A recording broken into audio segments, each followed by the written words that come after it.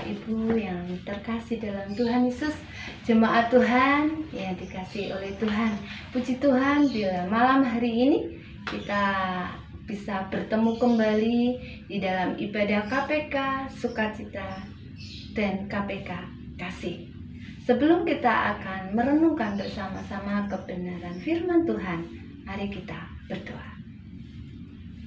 Tuhan Yesus yang baik, kami mengucap syukur untuk malam hari ini. Kami akan bersama-sama merenungkan kebenaran firman Tuhan. Tuhan yang tolong kami untuk kami mengerti akan kebenaran firman-Mu. Kami siap Tuhan untuk mendengar firman-Mu. Dalam nama Tuhan Yesus kami berdoa. Amin. Salam sehat, salam sukacita semuanya. Malam hari ini mari kita akan belajar bersama-sama. Kita akan baca Alkitab kita di dalam Lukas pasal 17 ayat 1 sampai yang ke-6. Lukas pasal 17 ayat 1 sampai yang ke-6. Demikianlah firman Tuhan. Beberapa nasihat. Yesus berkata kepada murid-muridnya, tidak mungkin tidak akan ada penyesatan, tetapi celakalah orang yang mengadakannya. Adalah lebih baik baginya jika sebuah batu kilangan diikatkan pada lehernya, lalu ia dilemparkan ke dalam laut, daripada menyesatkan salah satu dari orang-orang yang lemah ini. Jagalah dirimu, jikalau saudaramu berbuat dosa, tegurlah dia. Dan jikalau ia menyesal, ampunilah dia. Bahkan jikalau ia berbuat dosa terhadap engkau 7 kali sehari, dan 7 kali ia kembali kepadamu, dan berkata, aku menyesal, engkau harus mengampuni dia. Lalu kata rasul-rasul itu kepada Tuhan, tambahkanlah iman kami. Jawab Tuhan, kalau sekiranya kamu mempunyai iman sebesar biji sesawi saja, kamu dapat berkata kepada pohon ara ini, terbantulah engkau dan tertanamlah di dalam laut, dan ia akan taat kepadamu. Amin. Firman Tuhan malam hari ini bertemakan beberapa nasihat. Tuhan Yesus memberikan nasihat ini kepada 12 muridnya. Tentunya bukan hanya untuk murid-murid Tuhan Yesus saja. Nasihat-nasihat itu untuk kita semua karena kita adalah murid-murid Tuhan Yesus. Nasihat yang pertama yang Tuhan berikan melalui ayat-ayat ini yaitu berbicara tentang penyesat. Tuhan Yesus berkata, penyesat itu pasti ada. Penyesat ini berbicara tentang hal yang menyebabkan kita keluar dari kasih Allah. Hal yang menyebabkan kita berbuat dosa. Sekarang coba kita renungkan. Kadang kita komplain atau protes kepada Allah. Kenapa? Karena begitu banyak orang-orang yang memusuhi kita. Ada orang-orang yang memfitnah kita.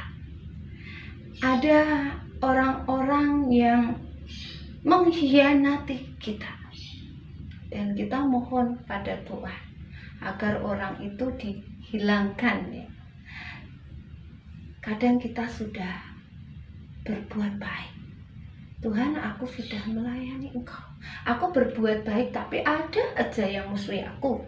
Ada aja yang ngomongi aku. Ada aja yang mau fitnah aku.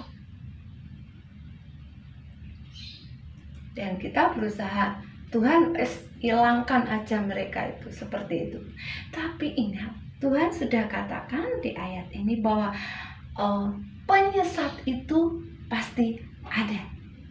Jadi jikalau teman atau sahabat kita ini tidak mau fitnah kita, tidak mengkhianati kita. Tapi pasti ada orang-orang lain yang mengkhianati kita, memfitnah kita, memusuhi kita. Karena semua itu tidak bisa dihilangkan. Itu sudah menjadi bagian di dalam kehidupan kita selama kita masih di dunia ini. Selama kita masih hidup di dunia ini, semua itu tidak lepas dari bagian kehidupan kita. Contoh, seorang ibu yang dia berdoa agar miras dihilangkan dari dunia ini. Miras yang membuat mabuk, dan itu bisa suaminya, bisa anaknya yang hobinya untuk mabuk-mabukan. Tapi Tuhan berkata, kalau penyesat itu pasti ada. Kalau di dunia ini tidak ada miras, maka ada hal yang lain yang menyesatkan. Tidak ada miras, muncul narkoba. Tidak ada narkoba, muncul yang lain. Ajaran-ajaran sesat, nabi-nabi palsu, dan banyak hal lain yang menyesatkan. Kenapa? Karena Tuhan sudah katakan penyesat itu pasti ada. Dan kita tidak perlu menyalahkan keadaan yang terjadi di dunia ini. Ayat 2 dikatakan di sini, jangan juga kita menjadi penyesat. Jangan juga kita menjadi penyesat. Jangan sampai kita membuat orang lain berbuat dosa. Jangan sampai cara berpakaian kita ini membuat orang lain berpikir pikiran yang kotor. Jangan sampai candaan kita membuat orang mempunyai ide-ide yang jahat, ide-ide yang gak baik oleh karena candaan-candaan kita. Jangan sampai pekerjaan kita itu membuat orang lain masuk di dalam dosa. Bahkan di ayat kenapa? Di ayat 2 dikatakan bahwa penyesat itu sangat buruk di hadapan Tuhan. Ayat 2 dikatakan, di sini dikatakan adalah lebih baik baginya jika sebuah batu kilangan diikatkan pada lehernya lalu dilemparkan ke dalam laut daripada menyesatkan salah satu dari orang-orang yang lemah ini. Lebih baik batu kilangan diikatkan di leher orang tersebut dan dilempar ke dalam laut, dan tentunya orang itu akan tenggelam dan menyebabkan bisa mati. Bisa saya katakan di sini lebih baik orang penyesat itu dibunuh saja daripada menyesatkan orang lain, daripada menyesatkan banyak orang. Ya, di pandangan Tuhan penyesat itu sangatlah buruk. Jadi saudara-saudara yang terkasih dalam Tuhan, biarlah kita jangan sampai menjadi penyesat. Itu nasihat Tuhan kepada kita semua. Yang nasihat yang kedua, dalam suatu komunitas hendaklah kita tuh saling menjaga satu dengan yang lain. Mungkin bila ada saudara kita yang masuk dalam dosa, hendaklah kita juga harus menegurnya. Seperti dalam ayat yang ketiga, jagalah dirimu, jikalau saudaramu berbuat dosa, tegurlah dia, dan jika ia menyesal, ampunilah dia. Jika ada saudara kita yang berbuat dosa, kita harus berani menegurnya. Dan jika dia menyesal, kita juga harus bisa mengampuninya. Bahkan ayat 4 dikatakan, jika ia berbuat dosa terhadap engkau 7 kali sehari, dan 7 kali ia kembali kepadamu dan berkata, aku menyesal, engkau harus mengampuninya. Bapak Ibu yang terkasih oleh Tuhan Yesus, jika ada saudara kita yang dia sudah berbuat dosa berulang-ulang kali, berbuat salah berulang-ulang kali, bahkan mungkin wis menjengkelkan kita, yuk kita tetap harus bisa mengampuni. Firman Tuhan katakan, bila dia 7 kali berbuat salah dan menyesal juga 7 kali dia datang kepada kita minta ampun, kita juga harus bisa mengampuni, memberikan pengampunan.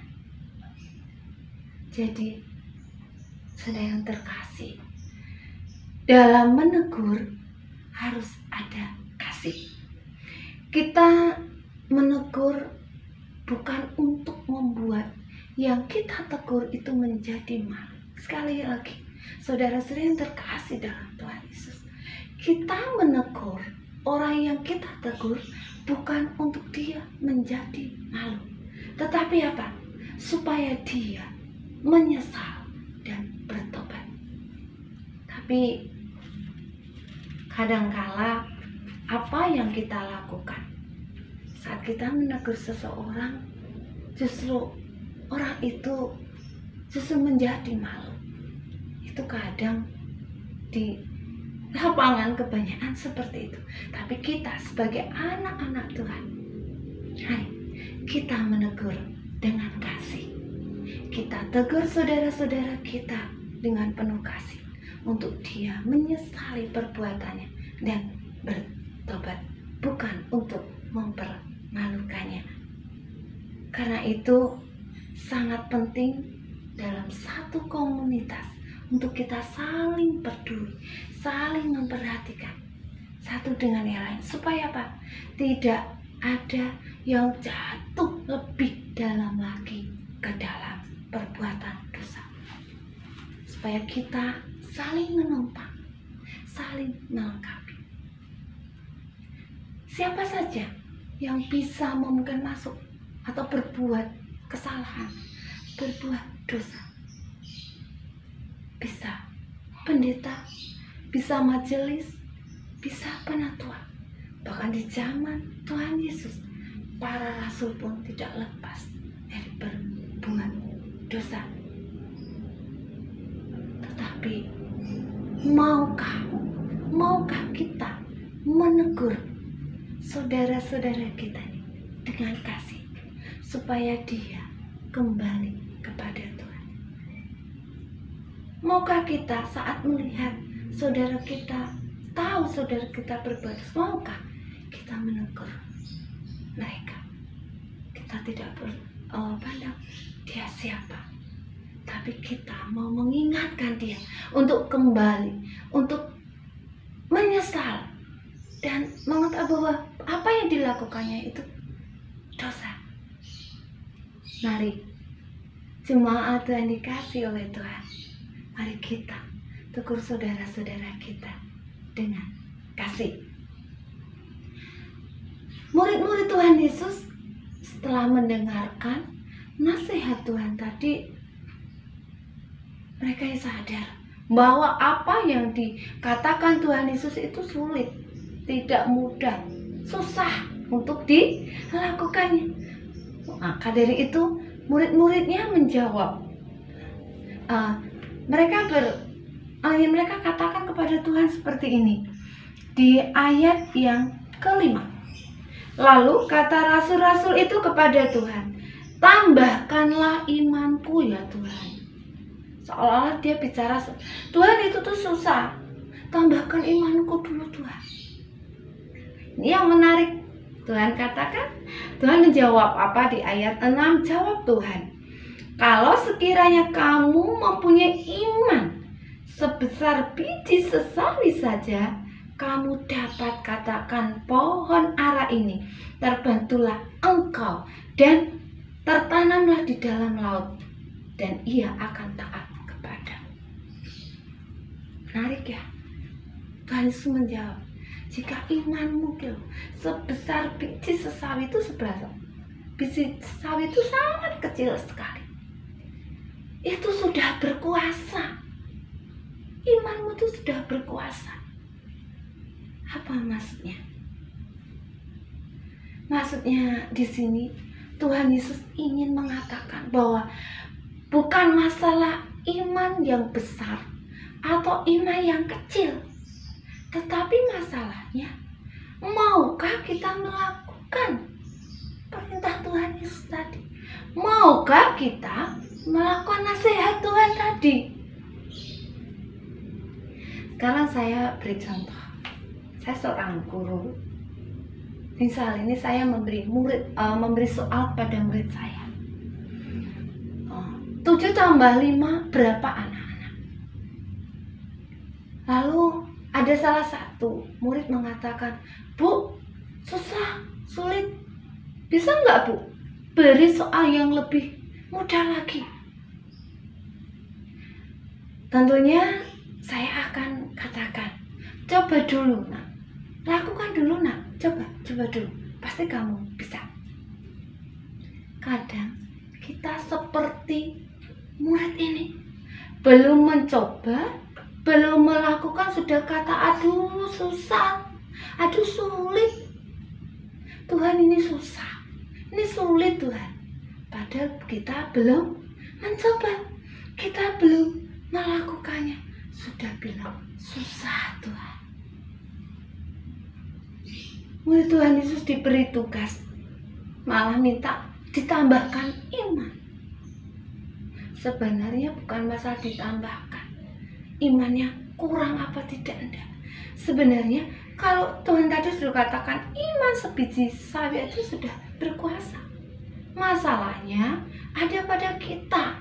Apakah kita mau melakukan perintah Tuhan ini walau sulit?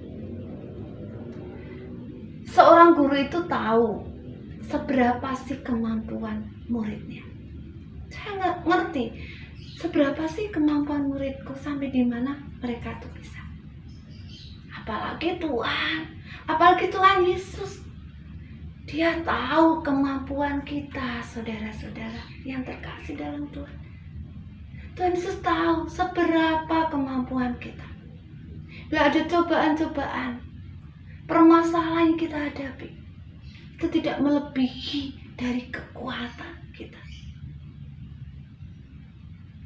Dia mengerti seberapa kemampuan kita.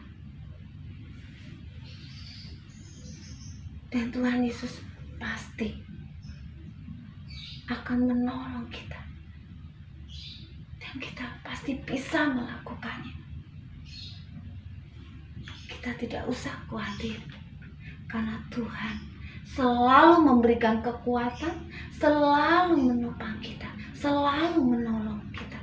Tuhan tahu kemampuan kita.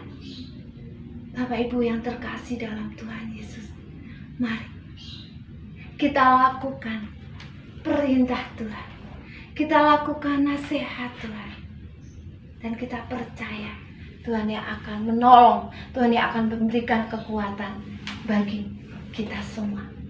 Jangan kita menjadi penyesal, tapi biarlah kita menjadi berkat bagi orang lain. Amin. Ini firman Tuhan yang bisa saya sampaikan. Mari kita berdoa. Tuhan Yesus, terima kasih untuk firman-Mu yang sangat indah, yang menegur kami Tuhan, yang menasehati kami untuk kami tidak menjadi penyesat. Biarlah kami mengikuti nasihat-Mu Tuhan. Kami bisa menjadi berkat bagi orang lain. Kami bisa menegur saudara-saudara kami dengan penuh kasih. Kami mempunyai atau bisa mengampuni orang lain. Terima kasih Tuhan. Kami menyerahkan seluruh jemaat-Mu, GA Cenderawasih dan maupun pendengar-pendengar yang lain yang mendengarkan siaran online ini Tuhan. Kami menyerahkan ke dalam tangan kasih-Mu. Biarlah firman-Mu hidup di dalam hati kami. Dalam nama Tuhan Yesus kami berdoa dan mengucap syukur. Tuhan Yesus memberkati.